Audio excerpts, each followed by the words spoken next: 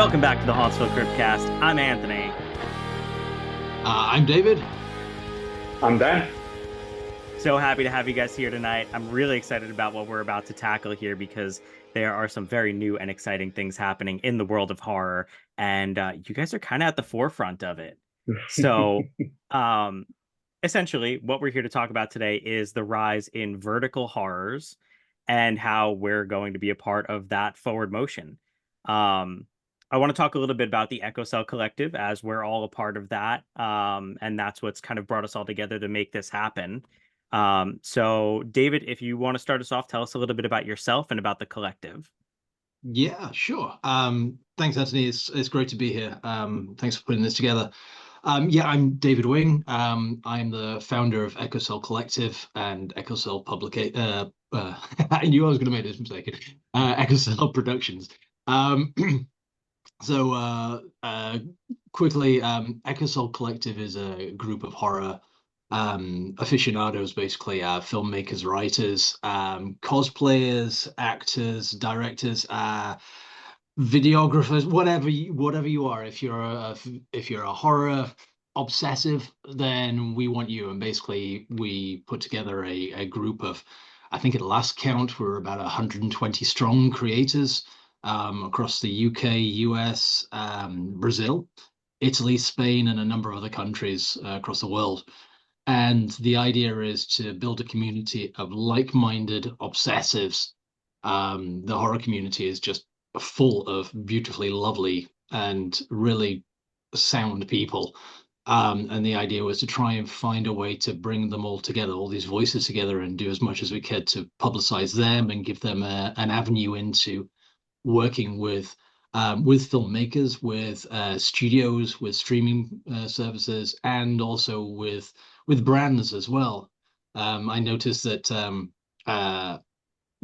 so many horror creators just don't get the love, basically, that I simply believe that they deserve. Small to medium size horror creators that really need to be shown support and favor for the efforts that they put in. They're reviewing films usually on a daily basis, some of them more than once or twice a day, and they weren't getting the free merchandise or even payment. Not that they really expected it, but just the support that they should be getting. So I put something together in the form of this collective, and as I say, there's over 100 of us now, and yeah, it all seems to be going pretty well. Obviously, Anthony and Dan, you're both parts of it. And yeah, it's going pretty well. It's only started beginning of October 2025, so what, 7 months now? Yeah. Jesus. No, no, not 7 months, more like 8 or 9 months now. But either way, it's gone pretty quickly and it's scaling. At last count, the Echo Cell Collective Instagram hit 460,000 monthly views. That's And I think awesome. that's a testament. Yeah, it's a testament to the content that's put on there because we collaborate and we share each other's work constantly. Which means that for every piece of content that comes onto the collective, it's bouncing around all over the place, and everybody's accounts are growing, everybody's working together and supporting each other, and that's kind of the remit. That's really something I'd like to emphasize in this, how much the Echo Cell Collective is a community. I'm somebody who's always been seeking out these elements of community and have been a part of a lot of things that I've been a part of, and then they fall apart and they're not really as community oriented as they say they are. But the Echo Cell Collective, and I talk a lot on the podcast about my connection to the Horror Writers Association. They're two of the best communities I've been a part of, and it really does come down to how supportive people in horror really are. And I really like seeing how much the collective does rally together for each other. I mean, anybody who's been tuning into Hauntsville since we joined the collective, they've seen the rise in how far our reach has spread. They've seen the rise in other content creators that we've been able to share who, you get new news sources and you're not always bound to the same, big three horror news outlets anymore. So I think that's huge. That's really great for everybody, no matter what aspect of the industry you're interested in, whether you're a casual fan or you really want to be a part of this. Yeah, I think I think the nice thing is that as a community, it's directed towards those that either those that just want to actually start talking and start building something, or those that actually are looking to really take it into the next level for themselves, you know, to make it into a semi-professional career or even beyond. Those that want to have a strong voice in horror because they have a passion for it and they do their research and they want to share their expertise because quite frankly, you just look at any number of the horror reviewers that we have, and you just look over the content that they put out, and they're watching horror films from here, there, and everywhere. You know, it's not just English language films; it's films in Italian, Spanish, Portuguese, what have you.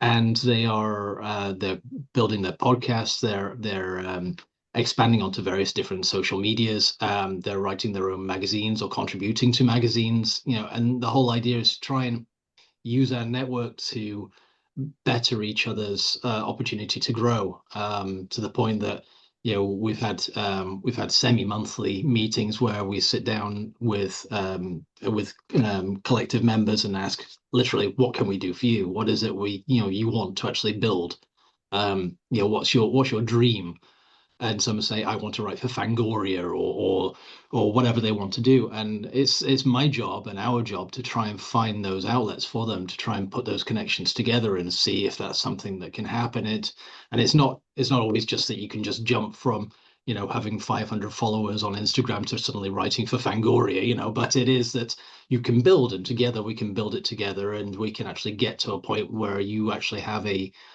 reputation, and then when you do your outreach or when we do it on your behalf, we can actually say, look, here's the proof of concept, you know, here is the validation, and let's take it forward from there. That's fantastic. And Dan, I want to shift over to you. I want to talk hmm about who you are, what your experience in the world of horror is, and your connection to the collective. Oh God, who am I on horror? I have been a horror fan all my life, thanks pretty much to Star Wars and Dungeons and Dragons. Um, I like creatures, and then I just it scooted into horror. I mean, my arm is a testament to horror. Just a look around this house, and there's the DVD collection. There's just horror. My house is like a horror museum, so I am Mr. Horror. And also Mr. Halloween, obsessive Halloween. My connection to the collective was they just reached out to me once and was like, "Do you want to be part of it?" And I thought it was a bit of a scam. I was just like, "Me?" I was like, I've got no followers, I've got no nothing. What the hell? And I'd done that up with him, and he was like, "Yeah, no," and he talked me around. And I was like, "No, this guy's legit. He's actually does what he says, which is fucking fantastic and very very rare in this world." And it's just he's very supportive in a way that he just kind of guides you and lets you just do random silly shit. Because I do reviews, I do micro reviews. So if you want to know if something's good or not, I sort of like the 30 seconds. And then I did other weird stuff. But it's kind of being this collective has given me the bandwidth to just try weird, silly little reviews, because you always have your little thing to stand out. Because I'm not a very camera ready person. I definitely belong behind it. But it's just having that freedom to just chuck stupid fucking ideas at the wall and see what sticks, and just have them supported, which is really nice. I love that. I love your micro reviews also. It was one of the first things that I showed Anna when I joined the collective. And I was like, look, like this is just like straightforward. I don't need any nonsense. I know whether or not this is good or bad. And if our views align on what makes a good movie, I'm in. Which when it Yeah. comes to creatures and some of that stuff, yeah, we're 100% in line. I've trusted your reviews more times than I can count now. And I do like doing long form ones as well, but you know, sometimes it's as simple as that. It's like, is this any good? Is it worth watching or go see it soon fast? I thought that's the a nice way to do it. And again, it made me stand out a little bit more because I'm not. My trouble is I waffle like you cannot fucking believe. So if I did, I think it was David once said, he said, "Dan, nothing over 3 minutes because it's a kiss of death." And because I can waffle like a motherfucker, and I took that and was like, okay, well, how can I shut myself up to get my point across in the most minimum? I thought micro review, there you go. I can't do anything longer. And I've only bugged it up once, but my micro reviews are always only 3 words.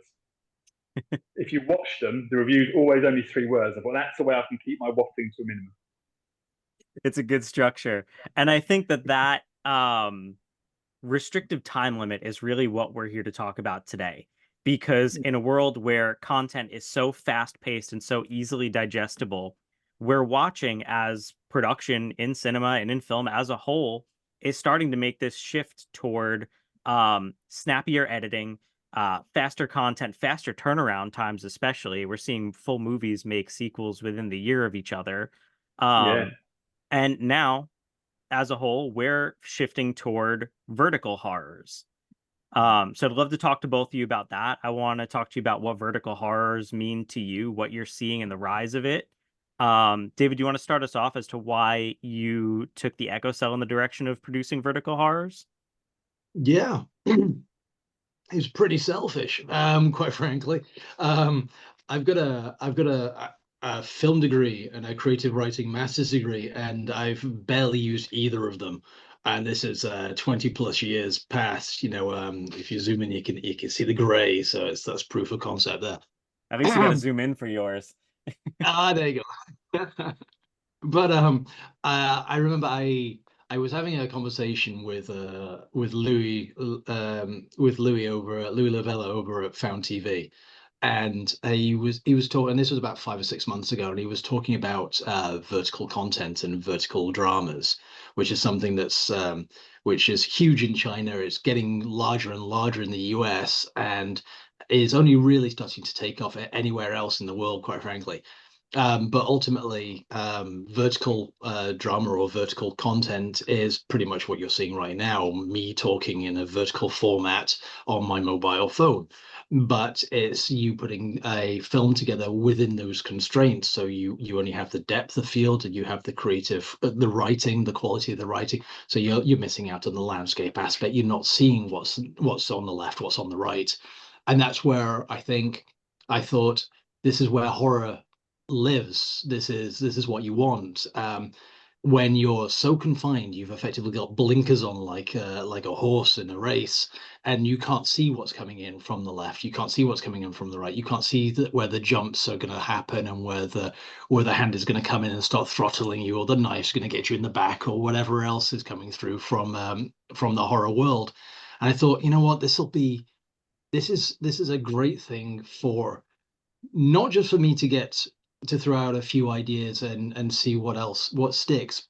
And it's a wonderful opportunity for filmmakers and performers to trial a new genre, a new format within the horror realm, bring it into horror, because initially it's drama and it's romance, it's telenovelas that are getting a lot of money pushed that way, and is selling because of ads and all the rest of it, which is fantastic because it opens it up to, actors and actresses, in places like Hollywood and all the rest of it, where giant studios have been cutting back and going far too AI and all the rest of it, and the amount of people that aren't getting the roles. But now suddenly you're not just thinking, oh, how do I get on TV? How do I get into a movie? You're thinking about, oh, wait, now there are these micro drama studios that are coming along. So now the actors have an opportunity to gravitate that way as well. And I thought, look, that's going to be great for horror.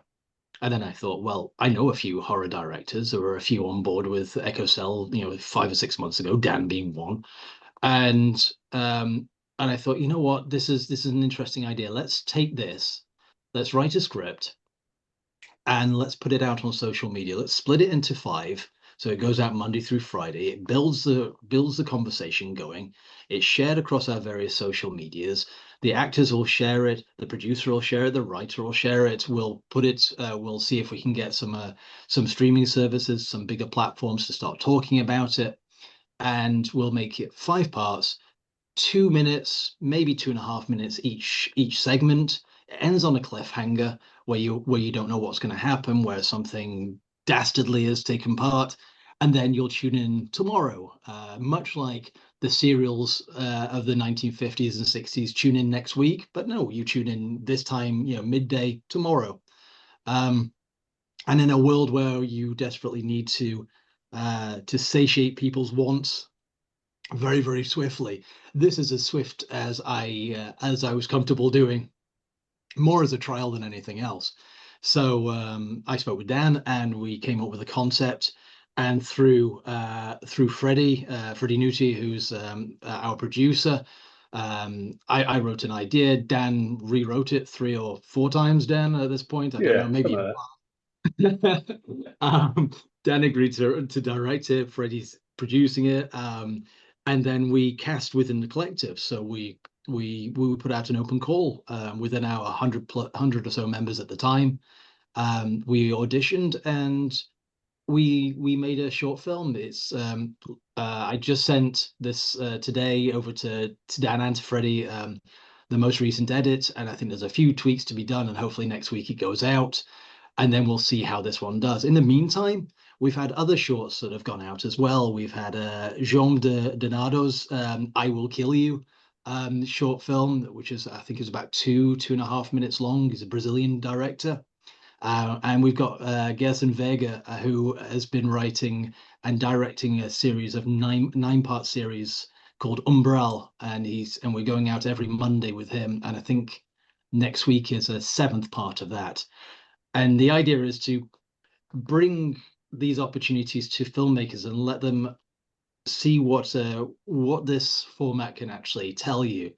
At last count, I think there's about 10 different directors who are working in various different stages, either writing scripts or in production. And the selling point is simply, this is something completely new within the horror realm. Yeah, it's not getting done by more than 2 or 3 other small studios at this point. And this is an opportunity to sort of fill the gap between your feature films. You know, Dan had just finished one, is pre-production on another. We talked about it, and it's something to keep his hand in, to try something new and to see if this works. And if it works, great. And if it needs more work, then great too. You know, we'll keep going. Um, and and see how it works. And the idea is that we can just not churn out, but produce on a fairly regular basis. My hope is 1 or 2 a month over the course of the next year. And then we will collate them all and hopefully put them onto a streaming service that appreciates vertical horror content. And yeah, and as you say, Anthony, we're pretty much at the forefront of this. I think there's, as I say, there's 2 or 3 other studios that are doing this at the minute, and one's just started in Brazil, where I'm based, despite the accent. And yeah, we'll see. But it's a hope, because I think from a production standpoint, it's a dream to be able to produce something, especially horror, that we all have this passion for. I do also love how contained within the collective it is, because it really is giving more people a chance at this who otherwise aren't getting those, like you said, the studio shots. It's really how much can we do within our own confines and with the support of the people around us. I know I Yeah. wrote 2 that we're going to be moving forward with. I'm very much looking forward to seeing where all of that goes. Um, but Dan, I'd like to talk about, where you went with kind of pioneering the first one. I know that um, it was the first one to really get started within the collective. You guys have put a lot of work behind it. You're seeing the final edits for it now. I want to talk about that and where the experimentation from that meets your feature that I know is on the horizon.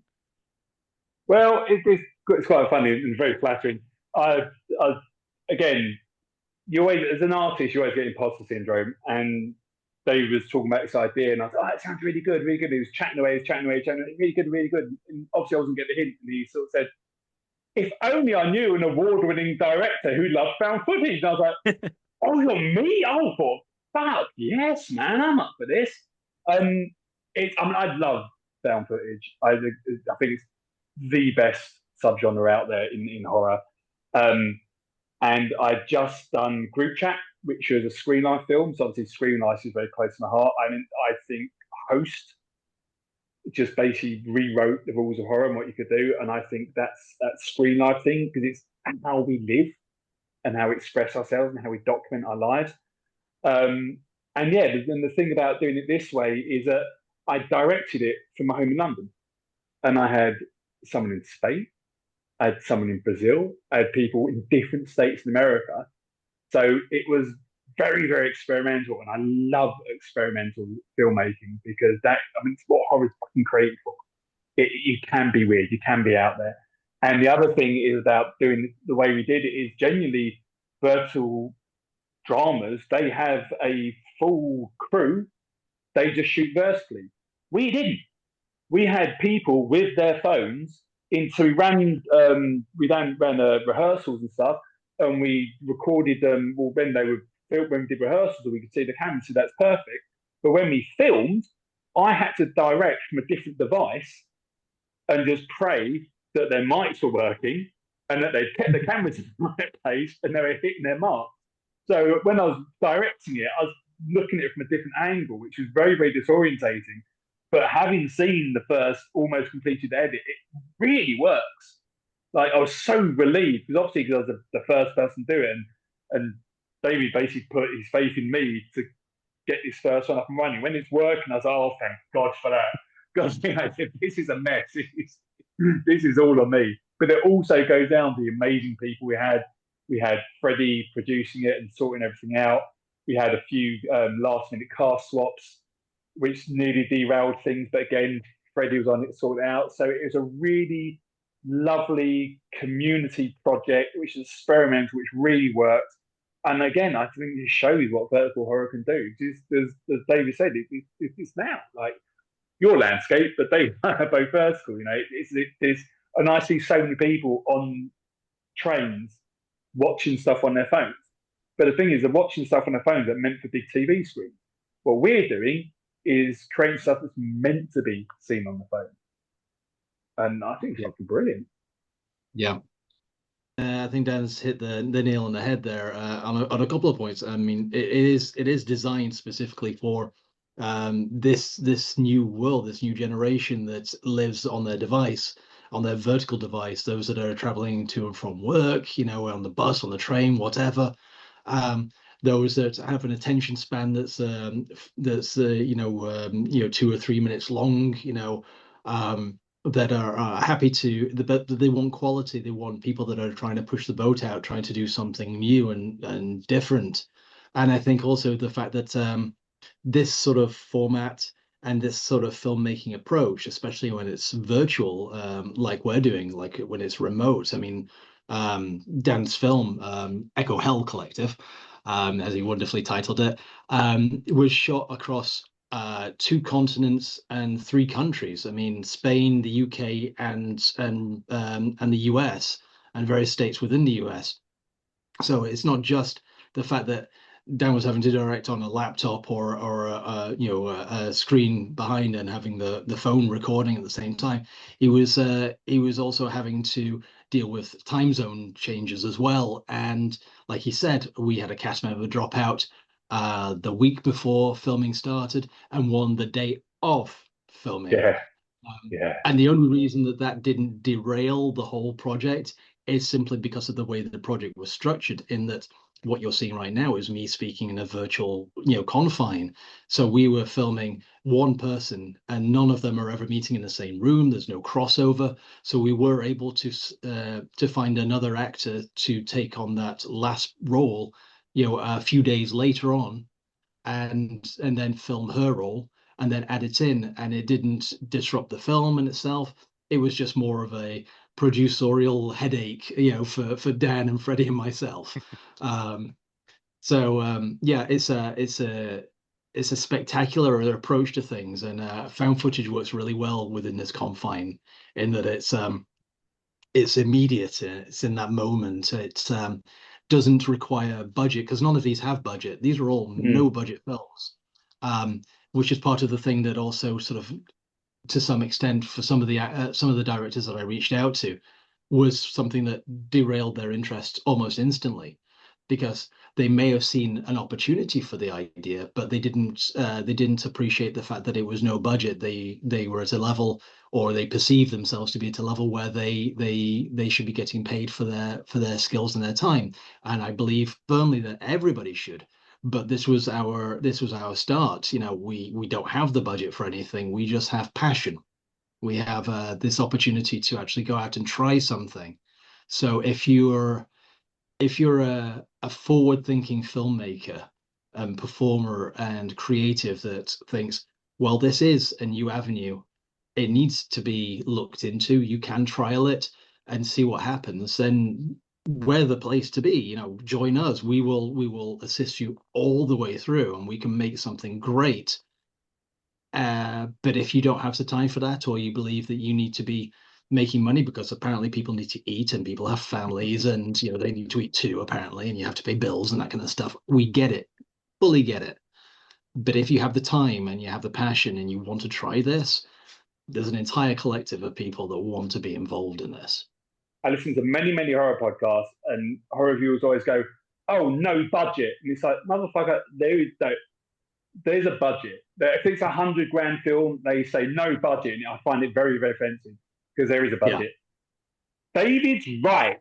This was literally no budget. This is literally everyone just pulling together as a community. There was literally no, like there wasn't snacks. Everyone's at their own house. There was nothing. This is what can be done with actually nothing, not the proverbial nothing that people like to throw around. So when it says no budget, this is literally community, talent, and drive. That's all this was. I think that's a huge testament to the collective as a whole, because I think what we're making up for in lack of budget is a huge uptick in resources. Everybody is willing to lend themselves whatever equipment they have access to. You know, we have people across the board with different levels of production skills, different levels of acting skills. You get people who are, you know, streamers or reviewers, and they've got their own equipment setups in their own homes. And that really factors in. I mean, what people don't realize is when you go out to shoot a movie, that making that set, having that equipment, all of that factors into that budget. But everybody here is willing to lend whatever they have to make these come to life. And I always think when it comes to these no budget and low budget films, it's about your creativity. That's where it really shines. What can you do with no budget or a low budget? And some of those are the best movies I've seen because Hollywood's not doing it. They have infinite resources, and we get to sit there and watch them squander them or waste them on things that are just not piquing the creative interest of the audience going to watch them. But when you're confined to how much you can spend, what resources you have, and now the confine of what your aspect ratio is, that's huge. You have to make a lot of really different creative choices there to keep your audience engaged, to make them understand that this is a top quality product, and to kind of compete with what everybody's going to the movies for. Yeah, I think that's the point, isn't it? Within the confines of vertical filmmaking, you are literally confined. You are challenged to use your creativity, and quite frankly, if you're a writer and a filmmaker, then that should be the first thing that you're actually putting forward. It's not like Netflix where they throw the money at the big stars and the effects, and then they go, "Oh wait, we should really have had a story about this as well." Here, you know, it's performance and it's creativity driven. The fact that there is no budget, it just means that the quality bears down on the quality of your camera on your phone, and the editing that you're doing thereafter. You know, if you're lucky enough to have, you know, talented editors that have the time and the desire to actually put some real effort into, image creation, color changes, audio tweaks, all the rest of it, then you are wonderfully lucky that you found real professionals that are dedicated to actually create something that's a testament to them and sits on their CV, on their resume. You know, this is, you know, I was it, you know, they're in between films, they're in between gigs, they're editing X, Y, and Z, or they're filming this, that, and the other, and then suddenly they're at the forefront of a new horror movement. And no, it's not got any budget. Does it matter? Not if the creativity's there, it doesn't. You know, how many times have we seen a film that's been made on a low to no budget and later on has been remade with a decent amount of budget? And usually, more often than not, it hasn't lent anything extra to it other than the camera might not have shook at in one shot, or the color tweaks might have been a bit more a bit more warm than the ones that you did on your Handycam or whatever else you're using. But they don't change the fact that the story is the story. It is creativity just born of you, and that's the drive. You know, this is quality first. Um, when I've spoken to filmmakers and they've asked, well, when do you need this by? I said, well, I need it by the time that you want to do it. You know, that you have the time to do it. I understand where you're handcuffed here. You know, that you don't have any money for this. That time is a constraint. That you have other obligations. I want you to put out the best piece of writing and the best filmmaking you possibly can. And we have, as I say, 10 different filmmakers more every week that are coming through and that are putting out and are writing in various different stages of production, which means it's effectively an assembly line of quality with no deadline attached to it. You make something that you are passionate about because you are being told that you have no budget, that you this is your confinement. Let your creativity fly within the confines that you have, and let's see what you come up with, because we all want to see it. Hmm. And I think the other good important thing is, as well, as you said, is about being in between projects. Because I'd finished Group Chat. Group Chat was doing its festival circuit. Other films getting up and running. It's just good to stay sharp. I mean, it's just the thing is, I understand feature films when there's a lot of time and a lot of effort and a lot of this and a lot of that. It's a much bigger deal. Yeah, people need to be paid. But something like this, you can do it in your spare time because they're so small and so contained, and that's what's so fun. And it's good. It was just something to keep me sharp. I directed. So when was Group Chat? It was about a year and a half ago, and I'm not shooting the next one till next March. So in between that time, I want to keep my directing skills sharp. So this is absolutely perfect for it. Keep my And brain Dan, sharp, keep me thinking. how long did it take you to film the vertical Echo Hell? I mean, we did it in the afternoon. Exactly. And how long did it take you to film Group Chat? Okay, well, the Group Chat is impressive. We did shoot it in 3 days. That's also phenomenal, but it really is the difference between, you were able to do this in an afternoon. And Yeah. it's incredible what you were able to pull together with Group Chat. I And would love again, to have you on to talk about that in a grander scale. I'll happily, I'll grab my producer and you will not shut me up about that film. That's the Yeah. goal. There's no micro reviews there. No, Mike, no, there's always. So, well, fun up when we played it at the festival, there were so many fucking Easter eggs. I literally had to bite my fist to go, that's that. There's so much stuff in that film. The directors, I'm gonna have to do like 3 directors' commentaries just to fit everything in. I'm thrilled with the way this is working out to date. We've got some amazingly talented individuals that are dedicated and want to actually try and produce something special. And for us all to be there at the forefront when this is starting to happen for horror within verticals, I think it is a wonderful time. You know, the amount of times you look back and you go, oh, I wish I'd invested in that stock when Apple was this, or I wish I'd done that when that was happening. I wish I bought Bitcoin, back in 2020, in 2000 rather. But to be here now, actually doing this and trying this yeah, it's one of the happiest I've been in my career so far. It's well deserved. And I love seeing the press and publicity that's starting to pop up and mention the Echo Cell by name. I know you just had an article written up about the first verticals launched, right? Yeah, that's right. Yeah. There's an Instagram account called Vertical News Now that did a lovely piece on us, and they've got and they're basically a vertical news reviewing site, and so that's all they talk about, and to have them talk about us was a real feather in the cap, and it was lovely to see. That's groundbreaking. That's us being at the forefront. I love to see that. Before we wrap out, I do want you guys to let us know where everybody can find you and follow along. Let us know what you've got in the pipeline. Dan, I'd love for everybody to be able to follow along where Group Chat's going next. And yeah, David, if you want to just let everybody know about the collective, if anybody is interested, I'd rather see us come out of this episode with more collaborators than competitors, but whatever gets people creating movies, let's do it. Yeah, that's a problem, isn't it? When you realize that you're doing something well and you've got the publicity around it, then suddenly people start copying, which is fine, absolutely fine, because the more horror out there, the better, I think, for all of us. Yeah. Um, yeah, so Echo Cell Collective is on Instagram, so is Echo Cell Productions, which is where we sort of keep all our verticals and our feature film productions that we're doing as well. But that's a conversation for another time.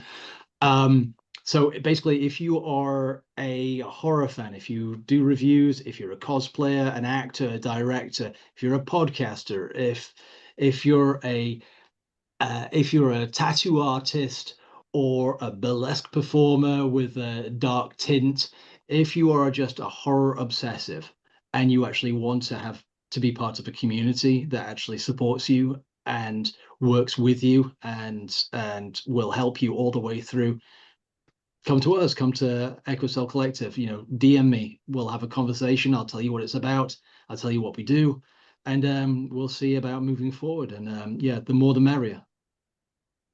I'd like to just to expand on Dave.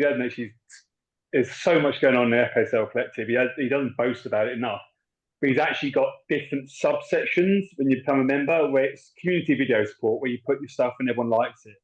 Then he's got the main feed. Then he's got tips. Then he's got virtual horror section. So there are different subsections depending on what you're interested in. So you get the main one, but then if you're into vertical horror, there's a vertical horror one. So it's almost like sub-community within the community, but you're welcome to choose whatever one you want. And I think that's one of the things that really impressed me, is the way he's expanding it so much. So there's more specific things as well. So you can just hone in on one, or you can just chat to the group in general. But I think that expansion is really quite impressive. And so, Dan, where can we follow you and everything that you've got going on?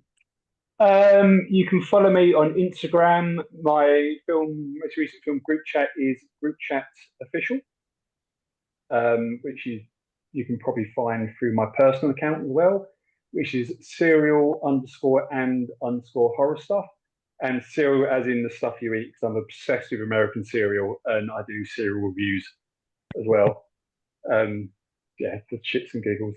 And also, I have a celebrity fan for the cereal reviews as well. Do you know Johannes Roberts, the guy who did Primate? Oh, About a year or so ago, he just messaged me on Facebook, went, "I've become obsessed with your cereal reviews." And I was like, that is big Hollywood director. Every now and then reads my review and goes, "Oh, that's quite funny." that's And he's the awesome. reason that I have the spoons as a rating. Before I didn't do it, I just did these overly elaborate reviews on cereals that made me laugh. And he was, "Oh, you should do like a rating system." And I was like, "I'll do spoons." So yeah, it's because of him, like the spoon rating, Which which came makes you first, the smile. spoons or the VHSs? The spoons, the spoons. The VHSs were literally for Echo Cell. The micro. I didn't do them before Echo Cell. It was joining Echo Cell is what got my creative juices flowing, so to speak. And I thought, this will be a fun way of doing things. I'm gonna have to make sure that we pack our suitcase with some extra cereals when we come out by you next time. I will give you a list. Luckily, the world's getting smaller, and eBay, I can get some off eBay. They're very expensive to get off eBay, but yeah, I can they're my imagine the weekly shipping treat. rates So alone. Oh they're my not. word. It's not too bad. It's about well, I think 11 quid for a family size box, which is stupidly expensive, but it's my little obsession. The way I think people sort of say, "You spend how much on cereal?" I said, "Yeah, but how much do you spend on cocaine?" Do the maths. And Dan, group chat is still on the festival circuit right now, right? It is just wrapped up its festival circuit. Yes, we are. Excellent. We Okay. are now. I'm not sure if we can say where it's being picked up because nothing's been signed yet. And always great to leave until everything's signed. But we have had an offer, and it should be streaming worldwide, hopefully within the year. But again, I will be putting that on absolute blast as soon as it is available because I want people to watch it. Yeah, that's all the more reason for us to get you back on here talking about group chat when you've got some dates set, and we'll let people Hell know yeah. where they can see it. Awesome. Now, when we end an episode here at the Hauntsville Cryptcast, we always end with a fear of the day. I will give you guys a phobia. You have a chance to guess what that phobia is or is about. I always say if it exists, somebody's afraid of it. And you would be surprised at some of the phobias that I've come across in my time doing this. So your phobia is prosophobia. Proso. Hmm.